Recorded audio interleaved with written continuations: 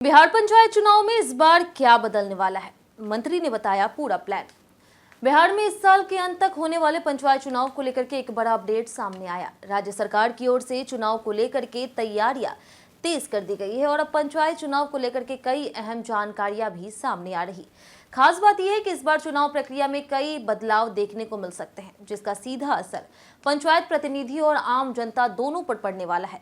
बिहार सरकार के पंचायती राज मंत्री दीपक प्रकाश ने पंचायत चुनाव से जुड़ी महत्वपूर्ण जानकारी साझा की है। उन्होंने बताया कि राज्य निर्वाचन आयोग के निर्देशन में पंचायत चुनाव की तैयारियां लगातार चल रही। पंचायतों की जनसंख्या का प्रकाशन भी किया जा चुका है और अब आगे की प्रक्रिया तेजी से आगे बढ़ रही। सबसे बड़ा बदलाव इस बार आरक्षण व्यवस्था को लेकर के देखने को मिल सकता है। मंत्री ने बताया कि पुराना आरक्षण रोस्टर लागू हुए करीब 10 साल पूरे हो चुके हैं। ऐसे में इस बार पंचायत चुनाव में नया आरक्षण रोस्टर लागू किया जाएगा। इसका मतलब यह है कि कई पंचायत क्षेत्रों में आरक्षित सीटों का स्वरूप बदल सकता है। जहां पहले कोई सीट सामान्य श्रेणी में थी, अब वो आरक्षित हो सकती है और जो पहले आरक्षित थी वो सामान्य श्रेणी में जा सकती है। इससे फैसले का असर मुखिया, सरपंच, जिला परिषद सदस्य, पंचायत समिति सदस्य और अन्य पदों पर चुनाव लड़ने वाले उम्मीदवारों पर भी पड़ सकता है, क्योंकि नए रोस्टर के लागू होने के बाद उम्मीदवारों को अपनी रणनीति भी बदलनी पड़ सकती है।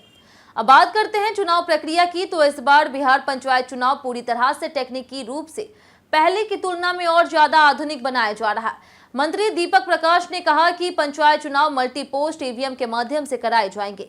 मल्टी पोस्ट ईवीएम का मतलब यह है कि एक ही मशीन के जरिए पंचायत चुनाव के सभी 6 पदों के लिए वोटिंग कराई जा सकेगी। पहले अलग अलग मतदान प्रक्रिया में अधिक समय लगता था और मतगणना में भी काफी समय लग जाता था, लेकिन अब नई टेक्निक के इस्तेमाल से मतदान प्रक्रिया अधिक तेज और सुविधाजनक हो जाएगी। सरकार का मानना है कि ईवीएम के इस्तेमाल से चुनाव प्रक्रिया आसान होगी और समय की बचत भी होगी और मतगणना भी जल्दी पूरी हो सकेगी। साथ ही चुनाव को निष्पक्ष और शांतिपूर्ण तरीके से संपन्न कराने के लिए प्रशासन ने अपनी तैयारियां शुरू कर दी है। हालांकि पंचायत चुनाव को लेकर के एक और बड़ा सवाल लगातार उठ रहा था और वह है परिसीमन का। कई जनप्रतिनिधियों की तरफ से नए परिसीमन की मांग की जा रही थी। इस पर मंत्री ने साफ कहा कि फिलहाल नए परिसीमन के आधार पर चुनाव कराना संभव नहीं है। उन्होंने कहा कि यदि परिसीमन की प्रक्रिया का इंतजार किया गया तो पंचायत चुनाव में काफी देरी हो सकती है। परिसीमन एक लंबी प्रक्रिया होती है जिसमें सीमाओं का निर्धारण, जनसंख्या आंकड़ों का विश्लेषण और प्रशासनिक प्रक्रियाओं में काफी समय लगता है। मंत्री ने यह भी बताया कि परिसीमन को लेकर के कुछ जनप्रतिनिधियों ने हाई कोर्ट का दरवाजा भी खटखटाया था। इस मामले में हाई कोर्ट ने निर्वाचन आयोग को निर्णय लेने के लिए 2 महीने का समय दिया है। अब सबसे बड़ा सवाल यही है कि क्या इस बार पंचायत चुनाव में नए बदलाव चुनावी समीकरण बदल देंगे।